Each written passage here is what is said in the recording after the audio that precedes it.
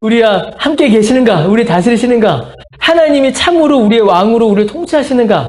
거기에 대한 관심을 지금 놓치고 어떻게 하면 이 건물로 하나님을 좀 드러내 보일까? 지금 거기에만 생각이 빠져 있는 겁니다. 그런데 한마디 더 하세요. 하나님께서는 6절에 내가 언제 집 지어달라고 했냐? 이러시죠. 6절 말씀이 그겁니다. 우리가 읽을 때 6절은 좀 억양을 넣어서 읽어야 돼요. 내가 사사들에게 명령하기를 내가 언제 내 집 지으라고 했니? 이렇게 말씀하시는 겁니다. 그러니까 하나님께서는 이런 눈에 보이는 건물로서의 집이 중요한 것이 아니라 통치하시는 하나님, 인도하시는 하나님으로 이스라엘 백성들을 다스리시는 그 하나님 통치에 더 많은 관심이 있으신 것이지요. 하나님께서는 하나님의 임재와 하나님의 영광을 드러내는 방식이 다윗이 생각한 것과는 전혀 달랐던 것입니다. 큰 건물로 지어진 화려한 건물로 하나님의 영광이 드러나는 것이 아니라 하나님이 인도하시고 하나님이 그 가운데 계시며 하나님이 다스리시는 그 통치로 하나님의 영광과 하나님의 임재가 드러나는 것이었죠. 그러니까 정말로 다윗이 알아야 하는 것은 이 건물 지어서 하나님 드러내자가 아니라 하나님이 우리를 인도하시고 하나님 우리를 통치하시는가, 그 사실을 다윗이 먼저 알아야 했습니다. 자, 그런데 하나님께서는 이제 좀 더 설명해 주십니다.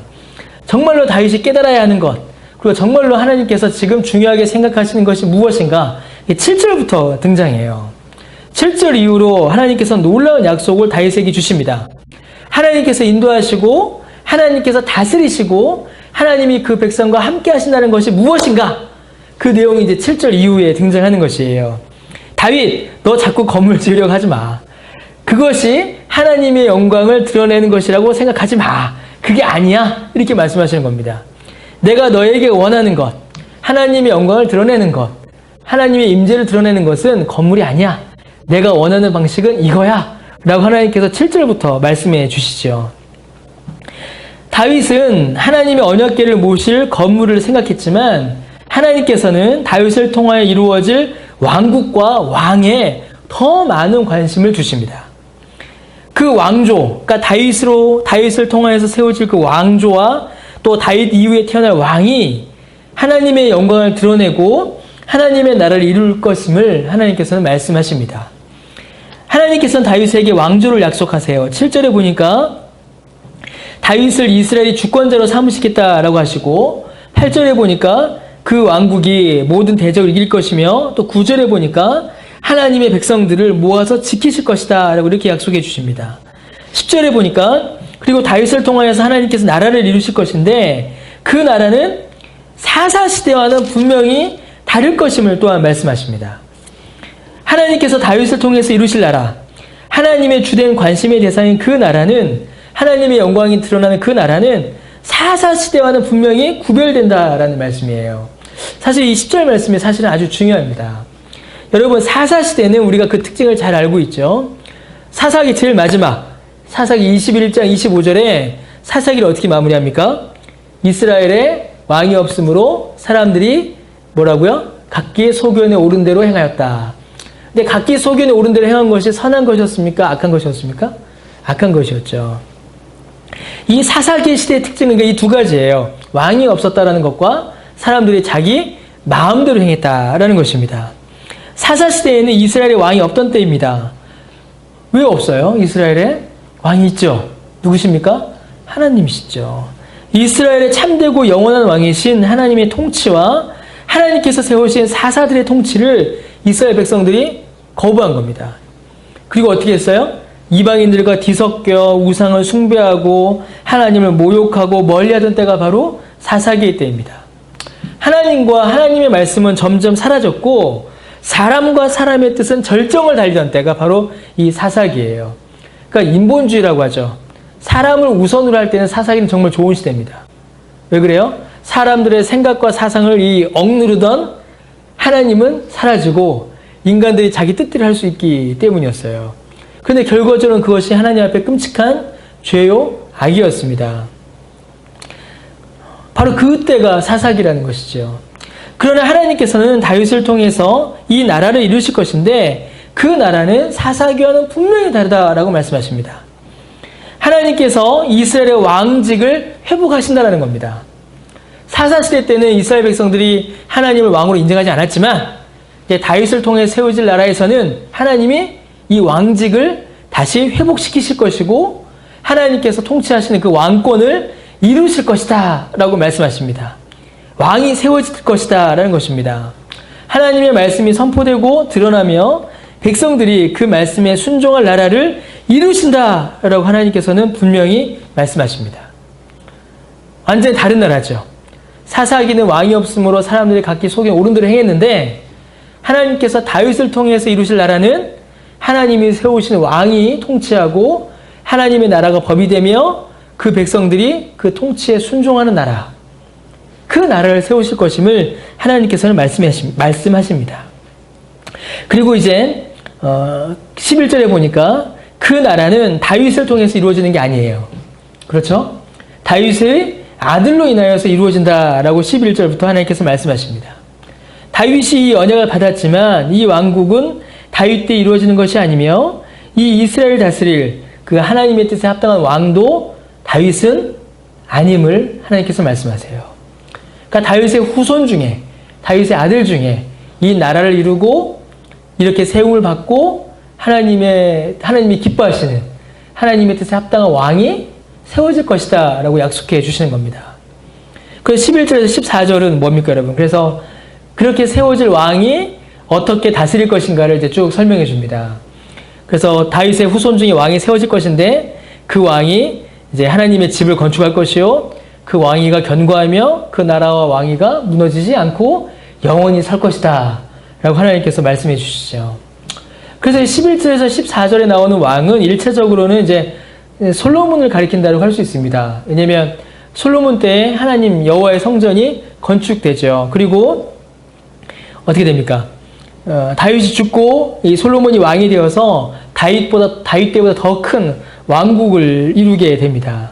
더 놀라운 왕국, 더 영광스러운 왕국을 이루게 돼요. 그래서 지금 여기 본문에 있는 말씀과 같이 이방 나라들이 솔로몬에게 와서 조공을 바치고 솔로몬에게서 고개를 숙이는 일들이 솔로몬 때 이루어지죠.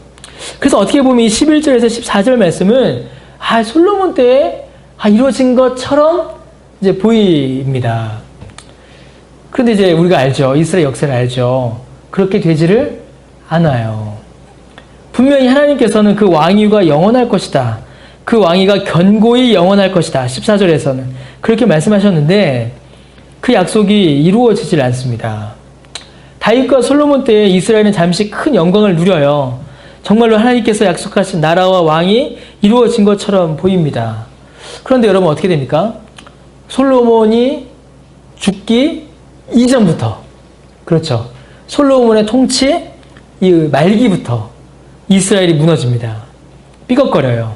어떤 일이 벌어집니까? 솔로몬이 이방의 많은 여인들을 아내로 받아들이면서 이스라엘 곳곳에 뭐가 세워져요? 우상을 섬기는 산당이 세워지죠. 그러니까 처음에는 우상만 섬기다가 나중에는 어떻게 돼요? 그 산당에서 여호와와 우상을 함께 섬기는 혼합주의가 땅에 들어오게 됩니다. 그 솔로몬 이제 말기 때부터 이스라엘이 점점 무너지기 시작하는 거예요. 그다음 솔로몬 죽고 나서 어떻게 되죠, 여러분? 나라가 나뉘어 버려요. 나라가 찢어져 버립니다. 그리고 나뉘어진 나라 모두 심각한 타락과 범죄에 빠지게 됩니다. 북이스라엘은 말할 것도 없고 남유다 역시 망해버립니다. 우상 숭배와 도덕적 범죄가 온 이스라엘을 덮어버려요. 그리고 어떻게 되죠, 여러분? 왕은 있는데 왕이 없는 상태가 되어버립니다. 왕이 몇이나 있어요? 둘이나 있잖아요. 왕조가 둘이잖아요. 눈에 보이는 왕이 둘이나 세워졌음에도 불구하고 왕이 없어요. 이스라엘의 참된 왕이신 하나님은 사라지고 하나님의 말씀도 어두워지며 하나님께서 이방인을 들어 이스라엘을 벌하는 시대가 열리고 맙니다. 뭐예요, 여러분? 다시 사사기인 거예요. 다시 사사기가 돌아온 겁니다. 그러니까 솔로몬 이후에 이스라엘 열왕들의 역사는 사사시대의 사실은 반복이에요. 하나님 잃어버리고 각자 소견에 오른 대로 행하고 우상 숭배하다가 하나님께서 이방인을 통하여서 벌 주시는 그 패턴이 다시금 반복됩니다. 그러니까 이 사사기는 그러니까 뭐예요? 사무엘상 앞에까지가 사사기가 아닌 거예요. 정확히는. 사사기는 하나님의 나라가 이루어지기 직전까지 하나님이 세우신 왕이 오시기 직전까지는 다 사사기인 겁니다. 하나님 나라의 통치를 받지 않고 하나님의 말씀의 법이 이루어지지 않고 그 백성들이 여전히 하나님을 거역하는 때, 그때 다 사사기예요. 그런 사사시대가 다시 열리고 만 겁니다. 다시 사사들이 돌아가 버리죠. 그래서 어떻게 됩니까? 나라가 더 나빠져요. 사사시대보다. 사사시대는 어떻게 하죠? 한 대 맞으면 이스라엘 백성들이 그냥 돌아오기라도 하잖아요. 회개라도 하잖아요. 그리고 사사시대 때는 나라가 망하지는 않았죠. 근데 이 솔로몬 이후에 어떻게 됩니까? 나라가. 하나님께서 벌을 주셔도 돌아오기는커녕 오히려 어떻게 돼요? 아수르하고 막 화친을 맺고 애굽과 화친을 맺고 어떻게 돼요? 더 나빠져 버립니다. 그리고 결국에는 나라가 어떻게 됩니까? 남유다 북이스라엘 전부 다 망해서 사라져 버리죠. 그럼 이 하나님의 언약은 도대체 어떻게 되냐? 이 하나님의 언약은 도대체 무엇냐라는 질문을 이스라엘 백성들이 하지 않을 수가 없는 겁니다. 다윗 왕을 세워주신다면서요. 그 왕조는 영원할 거라면서요. 그 왕을 통해 세워진 나라가 영원히 견고할 거라면서요. 근데 왜 나라는 이렇게 망합니까? 왜 이 나라는 무너집니까? 하나님께서 다윗에게 주신 언약은 다윗을 통해서 이루어지는 것이 아니기 때문입니다. 하나님께서 다윗에게 성전 건축을 허락하지 않으신 이유가 뭘까요, 여러분? 물론 이제 성경에서는 다윗이 너무 많은 사람을 죽였기 때문이다. 네 손에 피가 너무 많이 묻었다. 그래서 하나님께서 허락지 않으시죠. 그러나 한 가지 더 생각해 볼 수 있는 게 있어요. 뭐냐면 하나님께서 다윗을 통하여 이 땅 위에 세우기 원하시는 성전이 이 건축물로서의 성전이 아니기 때문입니다. 이거 여러분 아주 중요합니다. 하나님께서 다윗을 통해서 이루어지기 원하시는 성전, 세워지기 원하시는 성전은 이 건물로서의 성전이 아닌 거예요. 다윗은 눈에 보이는 건물에 집착하고 자신의 권좌와 자손에게 집착했지만 하나님께서는 눈에 보이지 않는 성전, 참으로 이 언약을 이룰 다윗의 후손에 더 많은 관심을 가지신 것입니다. 하나님의 영광을 온전히 드러내고 하나님의 나라를 온전히 이루며 하나님의 말씀을 온전히 선포할 다윗의 후손이요 완전한 성전이요 왕으로 오실 분, 예수 그리스도죠. 그래서 이 언약 역시도 누굴 바라봅니까, 여러분? 예수 그리스도를 바라보는 것이에요. 다윗의 후손으로 오시며 참된 성전이시며 영원한 왕이신 예수 그리스도를 바라보는 겁니다. 예수님께서 이 땅에 오셔서 그 구원을 이루시며 하나님의 나라를 이루실 것임을 약속해 주시는 바로 예수님에 대한 언약이 바로 이 다윗 언약인 것이지요. 그러니까 다윗 언약 들먹이면서 예수 믿으면 다 영원한 왕권과 부유한 가운데 산다라고 말하면 안 되는 거예요. 우리 집안에 하나님께서 다윗 언약을 주셨다. 막 나는 뭐 어쩜 우리 후손들은 영원하게 잘 될 것이다. 이렇게 성경을 적용하면 그거는 이단입니다. 이단. 가짜예요, 가짜. 이 언약은 오직 누구를 가리킵니까? 예수님을 가리킵니다. 예수님을. 하나님께서 아브라함에게 하신 언약도 아브라함에게서 이루어지지 않았습니다. 오히려 아브라함은 자신이 받은 언약 뭐였어요? 자손이 하늘의 별보다 많을 것이다. 나라를 이룰 것이다. 라는 언약의 성취와는 전혀 다른 거리가 먼 인생을 살다가 죽었습니다. 아브라함이 죽을 때 하늘의 별보다 많은 자손을 보고 죽었습니까? 아니에요. 자기 부인이 죽을 때 어떻게 했어요? 자기 부인을 묻을 땅도 없어서 돈을 주고 자기 부인이 묻힐 무덤을 사야 하는 그런 형편이었습니다.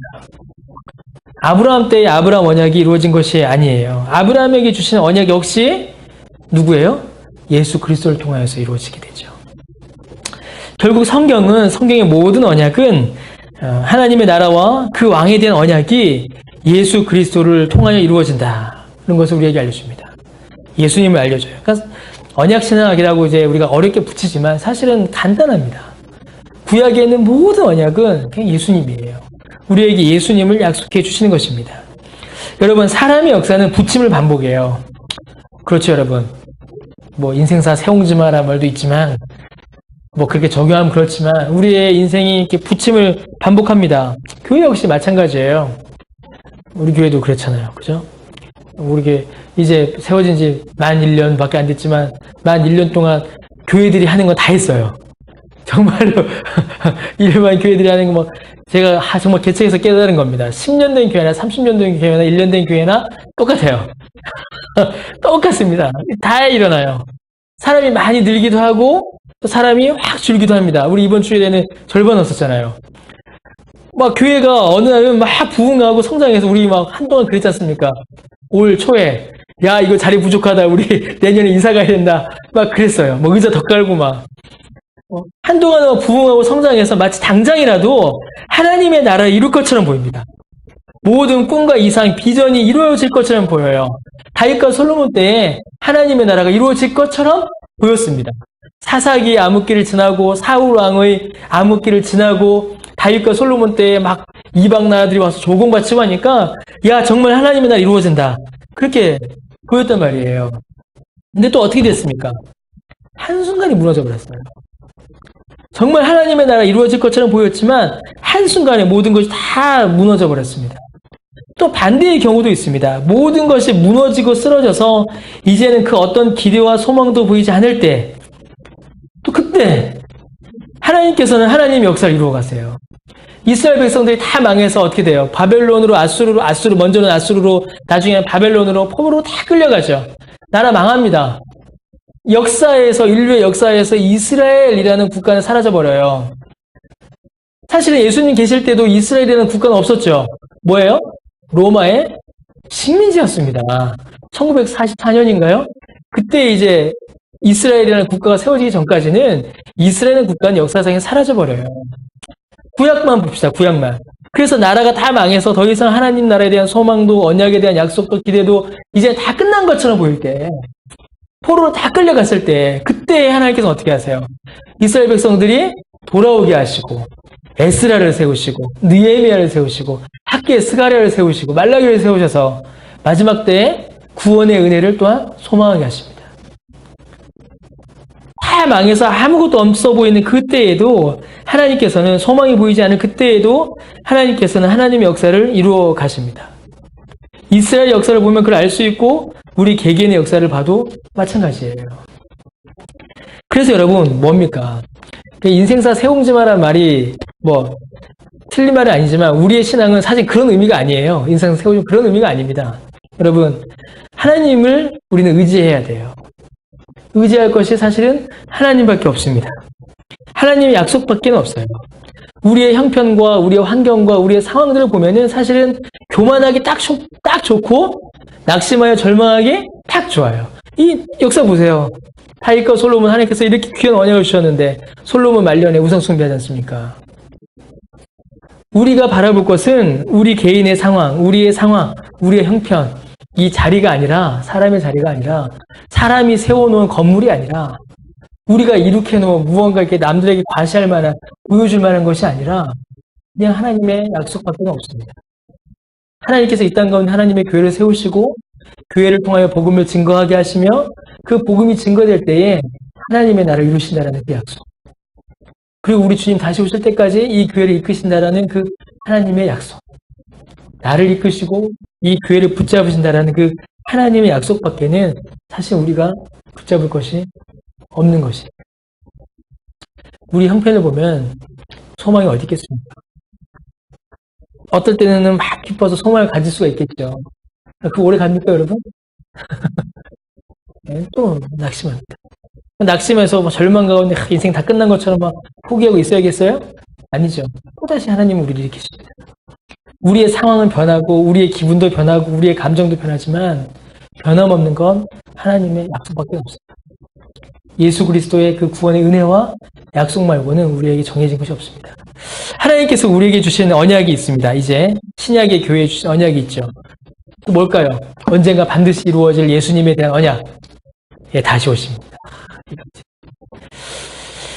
다시 오십니다. 영광 가운데 다시 오시. 변함없는 그 약속 붙잡고 우리 주님 다시 오실 때 그 영광 가운데 우리가 들어간다라는 거, 그거 붙잡고 우리가 또한 살아가는 겁니다. 그 은혜로 또 그 약속 믿음으로 사시는 저와 여러분 우리 교회 되시기를 바랍니다. 네, 기도하겠습니다.